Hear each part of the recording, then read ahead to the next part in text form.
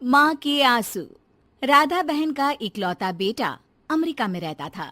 एक दिन राधा बहन का किराएदार कहता है, अरे माँ जी अकेली बैठी रहती हैं, बेटे के पास क्यों नहीं चली जाती? अरे कैसे चली जाऊं, नई नई शादी हुई है। अभी तो थोड़ा बहू के साथ समय बिताएगा, तभी तो दोनों के बीच समझ बढ़ेगी ना। अरे कैसी बात कर रही हैं माँ जी, समझ बढ़ाने के लिए 5 साल काफी होते हैं। 5 साल की शादी को कोई नई शादी नहीं कहता। हाँ वो तो है। आया था पिछले साल उसका फोन, पूछ रहा था कैसी हो, पर अब तो काफी साल हो गए, कोई फोन भी नहीं आता। तभी फोन की बेल बजती है। लो 100 साल की उम्र है, आ गया मेरे मयंक का फोन। अच्छा कैसे पता कि ये फोन उसी का है? अरे कैसे पता नहीं चलेगा, माँ हूँ मैं। अरे रहने दो माँ जी, 1 साल से जिसका फोन नहीं आएगा वो अब क्या करेगा? होता भी वही है, फोन पर मयंक है। कैसी हो माँ?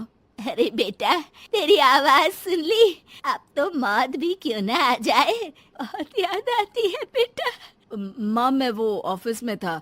अच्छा माँ, वो रीना बोल रही थी कि तुम अकेली रहती हो इंडिया में, वो ठीक नहीं है। अब बुजुर्ग भी तो हो रही हो, अकेले पकाना खिलाना, वो चाह रही है कि अब तुम यहीं आ जाओ, हम लोग साथ रहते हैं ना। राधा बहन की आंख से पानी गिरने लगता है, वो कुछ नहीं बोल पाती। माँ हेलो, सुन रही हो ना माँ?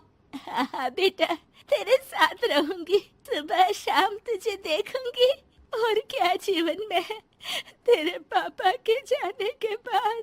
तभी बीच में बेटा माँ को रोक देता है। हाँ हाँ ठीक है माँ, तो मैं आता हूँ अगले हफ्ते तुम्हें लेने के लिए। राधा बहन को तो मानो बुढ़ापे में किसी ने पंख दे दिए हो, उड़ी जा रही थी पूरे मोहल्ले में। अरे वो मयंक आ रहा है, अब तो अमेरिका जा रही हूँ मैं, वहीं रहूंगी। अच्छा है मौसी, आपका जीवन देखकर तो मुझे भी रोना आ जाता था। कोई बात नहीं मौसी, देर से ही सही, सब अच्छा होने वाला है अब। राधा बहन दौड़ दौड़ कर सामान ला रही थी। अरे इतना सामान तो 2 साल में भी कभी नहीं खरीदा जो 2 दिन में लिए जा रही हो मौसी। अरे बेटा आ रहा है ना अमेरिका से। अच्छा अच्छा, तो पकवान बनाने की तैयारी चल रही है? हाँ बिल्कुल, उसको बेसन के लड्डू बहुत पसंद है। रात भर भूनना तलना ये सब प्रोग्राम चलता रहता है राधा बहन के घर में। और फिर वो दिन भी आ जाता है जब बेटा घर आता है। कौन? माँ मैं मयंक, ये घर का क्या हाल बना रखा है, न सफाई न धुलाई, कैसा लग रहा है ये घर? घर तो ऐसा ही था बेटा, हमेशा से, बस तू थोड़ा कमजोर लग रहा है। क्या हुआ बेटा? ये कमजोर नहीं फिट होता है माँ। वैसे और बता क्या हाल है तेरे? बेटे के मुंह से हाल पूछने का अंदाज भले ही फॉर्मेलिटी वाला हो, लेकिन राधा बहन की आंख फिर भर आती है। अरे यार, ये तुम्हारी हर बात पर रोने की आदत न जाने कब जाकर खत्म होगी। सही कहती है रीना तुम्हारे लिए। रीना बहू क्या कहती है मेरे लिए? यही के बस यही एक आदत है तुम्हारी माँ की, इमोशनल ब्लैकमेल। अरे यार अब इसमें रोने की क्या बात है? ना ना कुछ नहीं, बहुत दिन बाद तो घर आया ना तो क्या रोएगी? हाँ क्यों?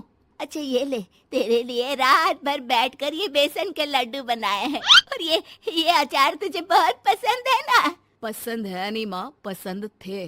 अब तो फिटनेस के लिए ये सारी फालतू चीजें मैं खाता भी नहीं हूँ। ये फालतू चीजें खाकर ही तो तू बड़ा हुआ है बेटा। अब रहने दे माँ, क्या क्या खिलाकर बड़ा किया है, मुंह मत खुलवा। कौन देशी घी में शक्कर डालकर पराठे के साथ खाता है? वो तो तुझे पसंद थे ना बेटा, तभी तो बनाती थी, नहीं बनाती थी तो रोता था तू। अरे तो रोने देती ना माँ, अब सारी समस्या उसी खाने से है शरीर में। वो तो भला हो रीना का, जो हेल्दी डाइट देकर सब मेंटेन कर रही है। राधा बहन बेटे की आने की खुशी में इतनी दीवानी थी कि उसे बेटे के बात का अंदाज और लहजा समझ में नहीं आ रहा था। अच्छा अच्छा रुक, पालक वाली दाल बना देती हूँ। रहने दे माँ, मैं होटल से ऑर्डर कर देता हूँ। इतने साल बाद होटल का खाना, माँ के खाने की याद नहीं आती थी। अरे माँ फिर इमोशनल डायलॉग, प्लीज माँ। अच्छा सुन, बहुत कम वक्त है हम लोगों के पास, जल्दी जल्दी सारी पैकिंग कर ले। और हाँ, इस घर को बेचना होगा। कैसी बात कर रहा है? तेरे पापा और मैंने एक एक पाई जोड़कर इस मकान को बनाया था। हाँ पर तू जा रही है ना, फिर कौन मेंटेन करेगा? कैसे क्या होगा माँ, मैं तो अब इंडिया आऊंगा भी नहीं। बेटा तो सो जाता है, लेकिन माँ घर का एक एक कोना घूम घूम कर देखती है। सही बात है, क्यों मोह माया जोड़ रही हूँ मैं इस घर से? आखिर बेटे के साथ रहना ही तो होता है हर माँ बाप को। लेकिन इनकी यादें हर एक कोने में है।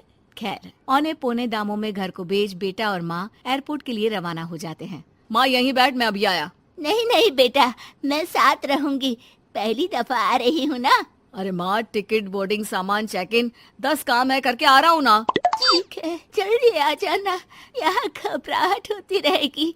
बेटा माँ को समझाकर चला जाता है। माँ बैठी रह जाती है लेकिन बेटा आता ही नहीं। एयरपोर्ट के लोग बताते हैं कि इस नाम का लड़का तो कब का अमेरिका की फ्लाइट लेकर उड़ चुका है। माँ किसी तरह अपने बीके हुए मकान में ही आ जाती है।